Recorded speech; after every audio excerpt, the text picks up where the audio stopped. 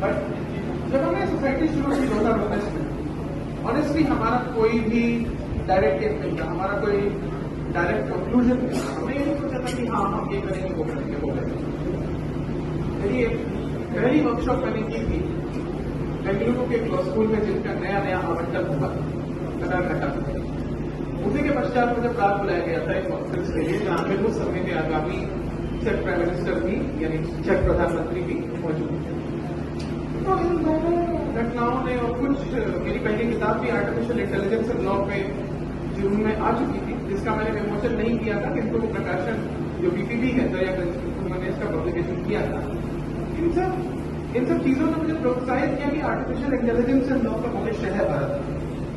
हमें चाइना, हमें चीन या अमेरिका या किसी पे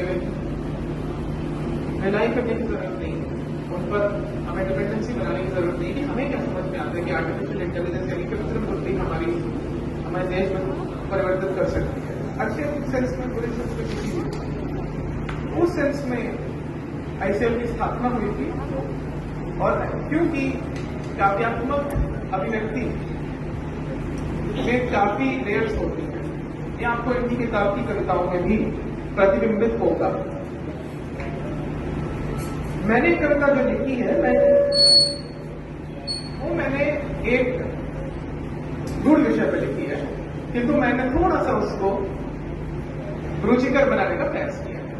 एक छोटा सा कंटेक्स्ट है, जैसे वेद विज्ञान की बात हुई और मैंने कहा कि मैं तकनीकी की बात करूंगा, तो मैं किस चीज की बात करना चाहता हूं।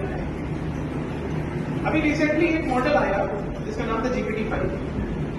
कंपनी का नाम लेने की आवश्यकता नहीं है, सब जानते हैं किसकी है। वो मॉडल प्रेडिक्शन पे बेस्ड है, यानी वो प्रेडिक्शन मशीन। किंतु हमारे यहाँ ये सोचा जा रहा था कि भारत का जो AI टैलेंट है वो उस प्रकार की पद्धति पर पूर्णतः रिलाई करते हैं, किंतु ऐसा हुआ नहीं, क्योंकि GPT-5 फेल हो गया।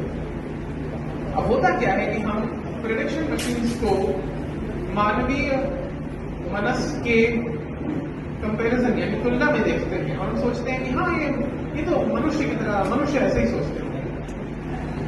अभी भी इस पर शोध जारी है, किंतु इसका कोई पूर्णतः प्रमाण नहीं मिला। किंतु एक नई विधा AI आई है, जिसका मुझे लगता है कि भारत को लाभ उठाना चाहिए, हमारे IITs को लाभ उठाना चाहिए, which is basically what I call as neurosymbolic. Why neurosymbolic? Well, neurosymbolic जो सिंबॉलिक शब्द है, हम उसे हिंदी में कह सकते हैं प्रतीकात्मक।